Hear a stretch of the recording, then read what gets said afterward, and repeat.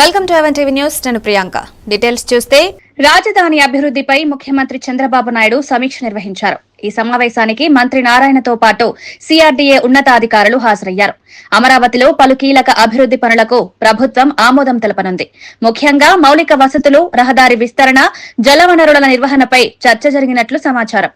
రాజధాని నిర్మాణానికి నూతన దిశానిర్దేశకంగా ఈ సమీక్షను భావిస్తున్నారు. అధికారులకు చంద్రబాబు కీలక సూచనలు చేసినట్టు తెలిసింది.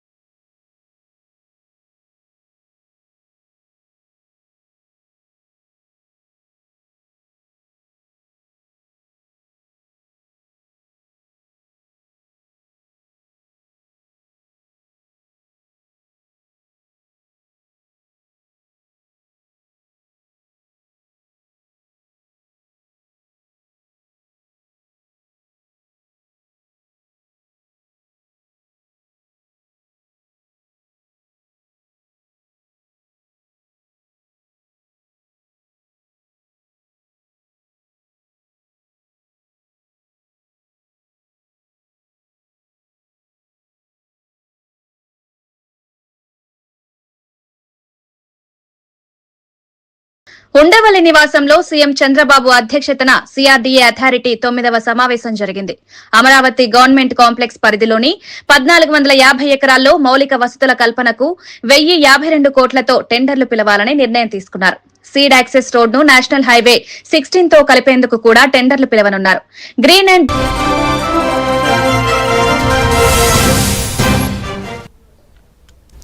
వెల్కమ్ టు అవెన్ టీవీ న్యూస్. నేను ప్రియాంక. డీటెయిల్స్ చూస్తే రాజధాని అభివృద్ధిపై ముఖ్యమంత్రి చంద్రబాబు నాయుడు సమీక్ష నిర్వహించారు. ఈ సమావేశానికి మంత్రి నారాయణతో పాటు సిఆర్డీఏ ఉన్నతాధికారులు హాజరయ్యారు. అమరావతిలో పలు కీలక అభివృద్ది పనులకు ప్రభుత్వం ఆమోదం తెలపనుంది. ముఖ్యంగా మౌలిక వసతులు, రహదారి విస్తరణ, జలవనరుల నిర్వహణపై చర్చ జరిగినట్లు సమాచారం. రాజధాని నిర్మాణానికి నూతన దిశానిర్దేశకంగా ఈ సమీక్షను భావిస్తున్నారు. అధికారులకు చంద్రబాబు కీలక సూచనలు చేసినట్టు తెలిసింది.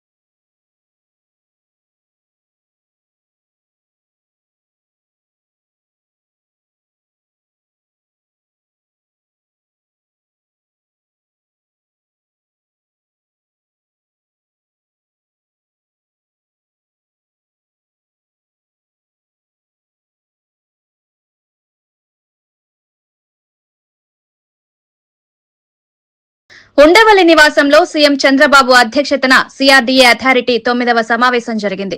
అమరావతి గవర్నమెంట్ కాంప్లెక్స్ పరిధిలోని 1450 ఎకరాల్లో మౌలిక వసతుల కల్పనకు 1052 కోట్లతో టెండర్లు పిలవాలని నిర్ణయం తీసుకున్నారు. సీడ్ యాక్సెస్ రోడ్ను నేషనల్ హైవే 16 తో కలిపేందుకు కూడా టెండర్లు పిలవనున్నారు. గ్రీన్ అండ్ బ్లూ సిటీ నిర్మాణంపై నిపుణులతో చర్చించామని, ఉత్తరప్రదేశ్లో రివర్ బండ్ సాలిడ్ వేస్ట్ ప్లాంట్లను పరిశీలించామని మంత్రి నారాయణ తెలిపారు. యూపీ అధికారులు త్వరలో ఏపీకి వచ్చి సాలిడ్ వేస్ట్ ప్లాంట్లపై అధ్యయనం చేయనున్నారు. ఇవన్నీ ఇన్ఫ్రాస్ట్రక్చర్ ఈరోజు యాక్చువల్గా ఒక 1052 కోట్లతో టెండర్ పిలవటానికి యాక్చువల్గా యాక్సెప్ట్ చేశారు. అదేవిధంగా రెండోది ఏంటంటే సీడ్ యాక్సెస్ రోడ్ ఏదైతే ఉందో అది నేషనల్ హైవే కలపాలని మాస్టర్ ప్లాన్లో ఉంది. ఆ నేషనల్ హైవే కలిపేటప్పుడు అంతకుముందు డిజైన్ ఏంటంటే నేషనల్ హైవేకి ముందు ఒక హాఫ్ కిలోమీటర్లో ఈ ఫ్లైఓవర్ అక్కడ దిగితే అక్కడి నుంచి మళ్ళీ ఫ్లైఓవర్ ఎక్కెత్తుకుంది. అలా కాకుండా ముఖ్యమంత్రి గారు ఏదైతే E5ని నేషనల్ హైవే కలుపుతున్నారో అది డైరెక్ట్గా నేషనల్ హైవే లెవెల్లో కలిపేట్టుగా చేయమన్నారు. దానికి 682 కోట్లతో యాక్చువల్గా టెండర్కి యాక్చువల్గా అలౌ చేయడం జరిగింది. ఈ విధంగా ఈరోజు ఈ రెండింటి మీద ఈరోజు 49వ సిఆర్డీఏ అథారిటీ మీటింగ్లో ముఖ్యమంత్రి గారు పర్మిషన్ ఇవ్వడం జరిగింది. అదేవిధంగా గ్రీన్ అండ్ బ్లూకి సంబంధించి డిస్కస్ చేశారు. ఎందుకంటే ఈ యొక్క అమరావతి క్యాపిటల్ సిటీ 217 చదరపు కిలోమీటర్లో 30% ఏరియా గ్రీన్ అండ్ బ్లూ పెట్టాం. జనరల్గా ఇండియన్ స్టాండర్డ్లో 10%. కానీ ముఖ్యమంత్రి గారు ప్రపంచంలో ఇది టాప్ 10 సిటీస్లో టాప్ 5లో ఒకటి కావాలన్నారు. అందులో కూడా ప్రత్యేకంగా గ్రీన్ అండ్ బ్లూ ఉంటే పెట్టమన్నారు. దాని మీద ఈరోజు దాని ఎక్స్పర్ట్స్ కొందరితో దాని డీటెయిల్గా యాక్చువల్గా డిస్కస్ చేయడం జరిగింది. ఈ విధంగా ఈరోజు అథారిటీ మీటింగ్ మేజర్గా ఈ 2 విషయాలు గ్రీన్ అండ్ బ్లూ మీద చేయడం జరిగింది. సర్లే లక్నో యాక్చువల్గా అధికారులతో లక్నో విజిట్ చేయడం జరిగిందండి. ఎందుకంటే లక్నోలో శానిటేషను బాగా సూపర్ 6 హామీలలో భాగంగా విద్యారంగానికి సంబంధించిన ప్రధాన హామీని అమలు చేస్తున్నట్లు మంత్రి నారా లోకేష్ స్పష్టం చేశారు. ప్రభుత్వం విద్యార్థుల తల్లుల బ్యాంకు ఖాతాల్లోకి నేరుగా నిధులు జమ చేస్తుందని తెలిపారు.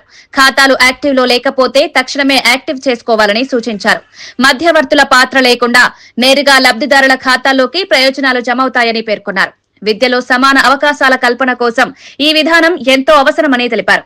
తల్లిదండ్రుల ఆర్థిక భద్రతతో పాటు పిల్లల విద్యలో ఏ విధమైన అడ్డంకులు రాకుండా చూసేందుకు ప్రభుత్వం ప్రత్యేకంగా చర్యలు తీసుకుంటుందని పేర్కొన్నారు.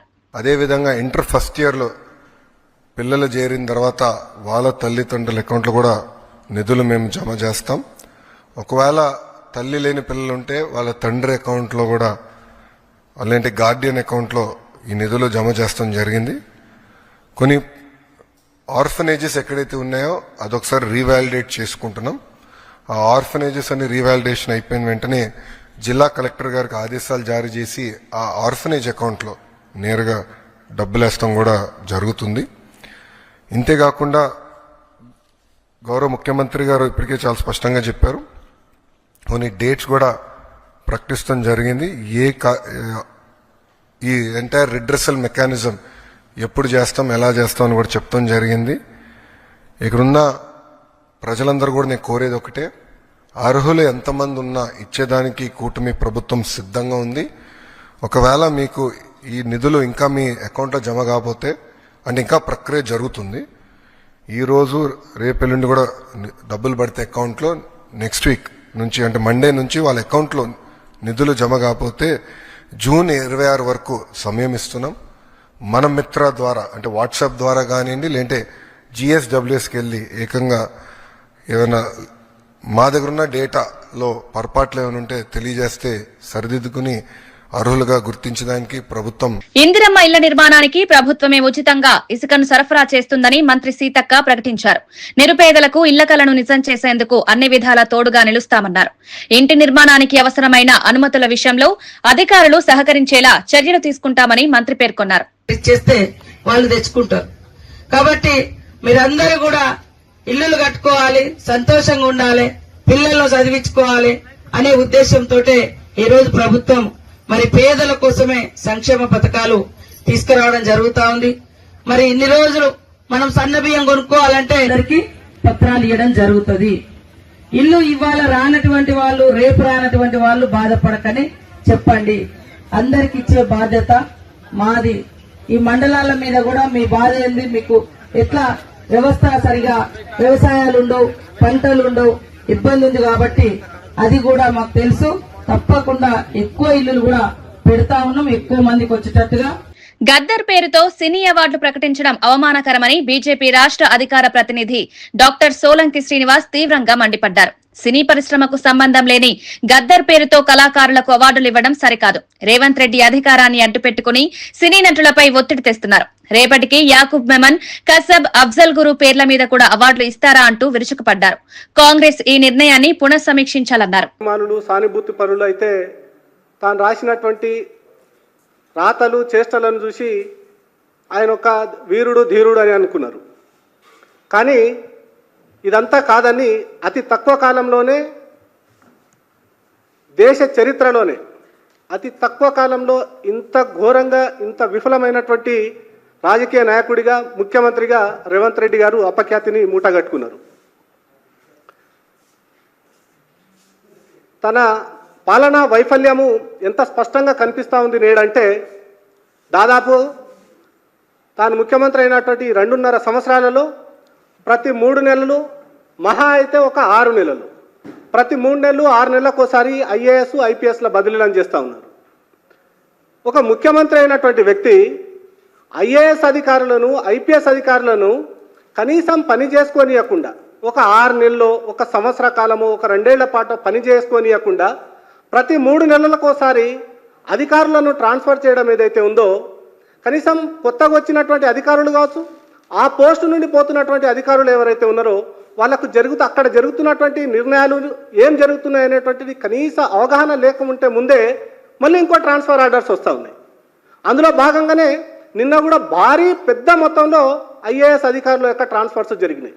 ఇది ఈరోజు కాదు, మొట్టమొదటగా తాను ముఖ్యమంత్రి అయిన తర్వాత 2024 జనవరి 3వ తారీఖు నాడు ఈ ఐఏఎస్ అధికారుల బదిలీల పర్వం అనేటువంటి కొనసాగింది. ఆ రోజు నుండి ఆ తర్వాత జనవరి 25వ తారీఖు నాడు ఒక ట్రాన్స్ఫరు, అక్టోబర్లో మరొక ట్రాన్స్ఫరు, నవంబర్లో మరొక ట్రాన్స్ఫరు, ఏప్రిల్ 27వ తారీఖు నాడు మరొక ట్రాన్స్ఫర్ 2025. ఆ తర్వాత ఏప్రిల్ నుండి నిన్న మే జూన్ 2 నెలల్లోనే 12వ తారీఖు నాడు 2025వ తారీఖు నాడు నిన్న మరిన్ని బదిలీలు జరిగాయి. విమానయాన శాఖపై కేఏ పాల్ తీవ్రమైన విమర్శలు చేశారు. విమానయాన శాఖ ఎంతో క్లిష్టమైంది. చిన్నవాడైన రామ్మోహన్ నాయుడికి ఏ విషయంలోనూ అవగాహన లేదు. అనుభవం లేని వ్యక్తికి ఆ శాఖ బాధ్యతలు అప్పగించడం సరికాదన్నారు. ఈ శాఖకు విమానయాన అనుభవం ఉన్న ఎంపీని నియమించాలని డిమాండ్ చేశారు. వెంటనే రామ్మోహన్ నాయుడు మంత్రి పదవి నుండి రాజీనామా చేయాలని కేఏ పాల్ డిమాండ్ చేశారు. And RSS rules, you should retire at age 75. So it is a good thing in an honorable way for you to announce your resignation because of your age, your inability to do things in such a great big country like India with 14 different languages, 1.5 billion, 150 crore population. It is one more time proven. Yesterday, Air India 171, whether it is a terrorist attack or a natural accident or another way of disaster, investigation will reveal. But you should, in respect, resign effective immediately and hand over to your trusted number 2, young Amit Shah, age 60 years old, to run this country until further next elections. Administration with zero experience, how can you run India's 486 airports, India's crisis, facing lot of crisis with aviation challenges? So you should not wait one more day. You should immediately resign and step away. There are many experienced members of parliament out of 776 who have aviation experience. Aviation is a very challenging industry since I own 1991. ధరణి పోర్టల్ను తిడుతూ మంత్రి పొంగులేటి తీవ్రమైన వ్యాఖ్యలు చేశారు. 4 వ్యక్తులు 4 గోడల మధ్య తమ స్వార్థం కోసం ధరణిని తీసుకొచ్చారు. దాన్ని బంగాళాఖాతంలో పడేసి అద్భుతమైన భూభారతి తెచ్చామన్నారు. ఇకపై ప్రజలు కోర్టుల చుట్టూ తిరగకుండానే రెవెన్యూ అధికారులు గ్రామానికొచ్చి సమస్యలు పరిష్కరిస్తారని తెలిపారు. ఆలిమెడలో తాళి అమ్ముకుని తిరిగే రోజులు లేవు. భూభారతితో భరోసా కల్పిస్తామని పేర్కొన్నారు. రైతులు ఇబ్బంది పడ్డారు. ఏదైతే 4 వ్యక్తులు 4 గోడల మధ్య వారి స్వార్థం కోసం ధరణిని తీసుకొచ్చి రాష్ట్ర ప్రజలని సుమారు 4.5 సంవత్సరాలు హింస పెట్టిన ఆ ధరణిని అన్న మాట ప్రకారం బంగాళాఖాతంలో వేసి అద్భుతమైన భూభారతి, ప్రతి జబ్బుకి మందు ఎలా ఉంటుందో ఈ భూభారతి 2025 చట్టం ద్వారా రాష్ట్రంలో ఉండే భూములున్న ఆసాములకి, రైతులకి పూర్తి భద్రత కల్పించే ఈ భూభారతిని తేవటమే కాకుండా ఈ 20వ తారీఖు లోపు అన్ని రెవెన్యూ గ్రామాలకు రెవెన్యూ అధికారులు వచ్చారు. మీ సమస్యలు మీ గ్రామంలోనే వచ్చి తీసుకొని మీ దగ్గరే పరిష్కరిస్తారు. ఏ ఒక్క వ్యక్తి కూడా ఆలి మెడలో ఉన్న తాలిని అమ్ముకొని కోర్టుల చుట్టూ తిరగకుండా ఉండే విధంగా ఈ భూభారతి చట్టంతో ప్రతి సమస్యని పరిష్కరించే విధంగా ఈ చట్టం. నిన్న అహ్మదాబాద్ విమాన ప్రమాదంలో బీజే మెడికల్ కాలేజ్ కి చెందిన 24 మంది విద్యార్థులు దుర్మరణం చెందిన ఘటన దేశవ్యాప్తంగా తీవ్ర దిగ్భ్రాంతికి గురిచేసింది. ఈ నేపథ్యంలో ఆ కాలేజీకి చెందిన విద్యార్థులు తమ హాస్టల్ రూమ్లు ఖాళీ చేస్తూ కనిపించారు. భయాందోళనతో హాస్టల్ ను విడిచి వెళ్లే విద్యార్థులు తమ లగేజ్ ని సర్దుకుంటూ కన్నీటి సందేశాలతో అక్కడి నుంచి బయటకొస్తున్నారు. విద్యార్థుల మృతితో తల్లిదండ్రులు, స్నేహితులు శోకసంద్రంలో మునిగిపోయారు. సంఘటనపై విచారణ జరుగుతోంది.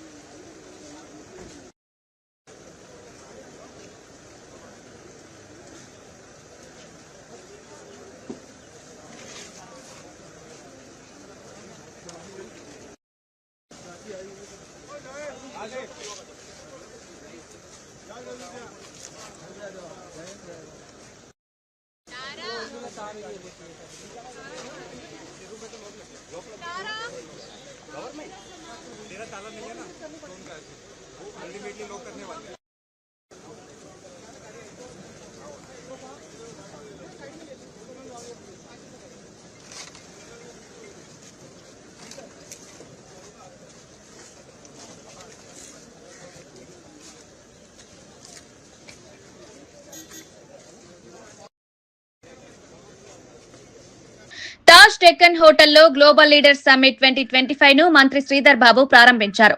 ఇంటర్నేషనల్ బిజినెస్ కొలాబరేషన్ ఆధ్వర్యంలో జరిగిన ఈ సమ్మిట్ లో పారిశ్రామికవేత్తలు, ప్రపంచవ్యాప్తంగా ఉన్న వ్యాపార ప్రముఖులు పాల్గొన్నారు.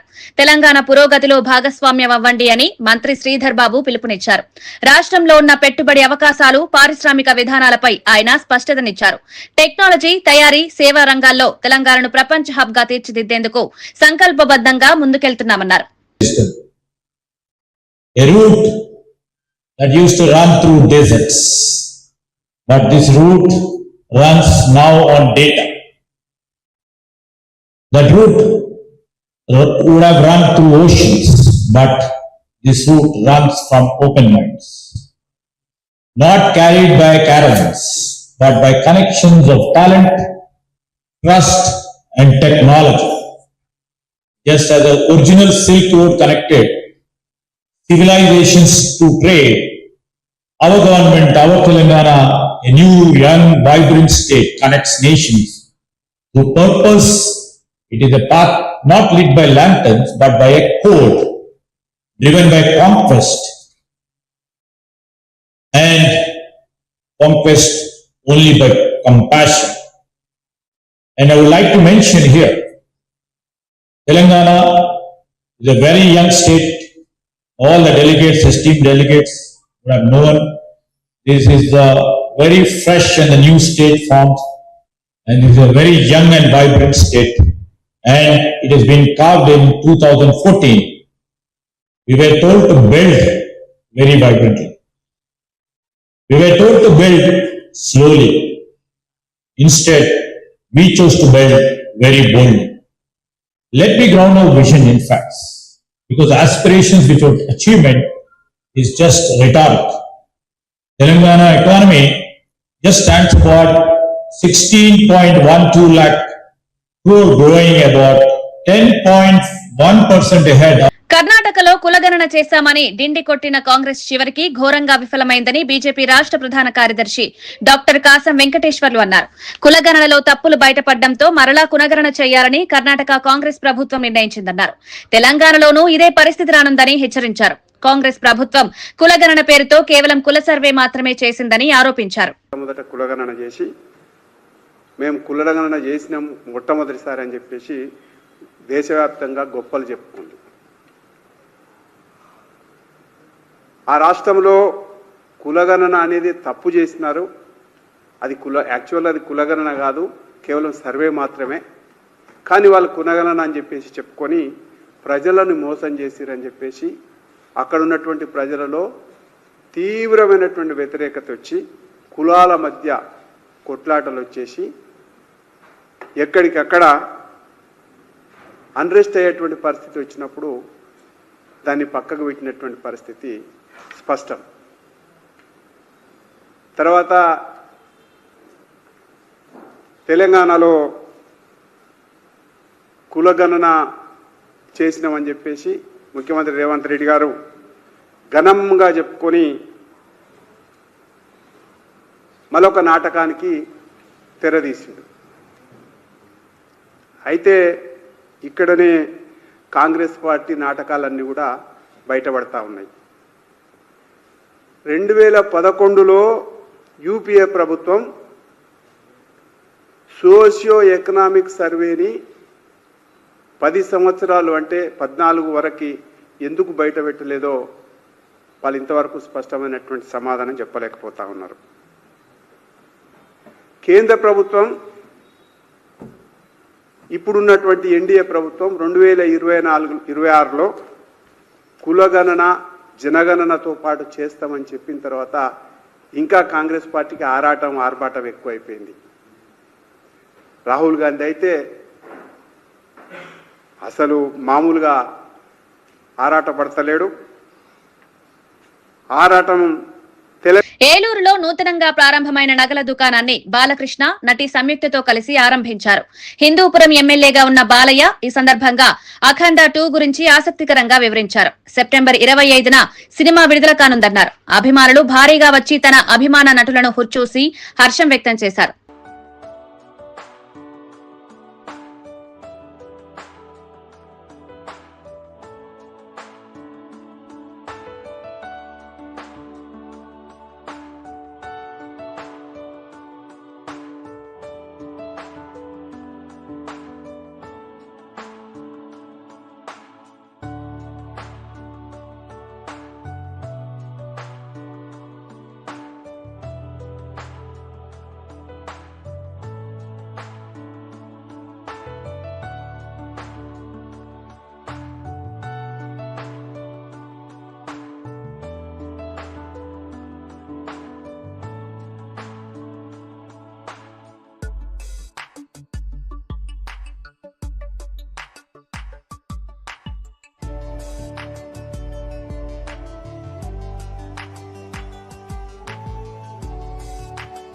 ఇక్కడికి ఈ సందర్భంగా రావడం చాలా సంతోషంగా ఉంది. అలాగే మా అఖండ మా కాంబినేషన్ ఇప్పుడు సంయుక్త మిత్రులు గారు నేను అఖండ సినిమా చేస్తున్నాం. తాండము మొన్న జార్జియాగా వెళ్ళి వచ్చాం. షూటింగ్ క్లైమాక్స్ ఫినిష్ అయింది. చాలా బాగుంది సినిమా. మొన్న టీజర్ రిలీజ్ చేసాం. టీజర్ కూడా అద్భుతమైన రెస్పాన్స్ చూపించినందుకు ప్రేక్షక దేవుళ్ళకి అందరికీ కూడా హృదయపూర్వక ధన్యవాదాలు తెలియజేసుకుంటూ మరి నేను సెలవు తీసుకుంటాను.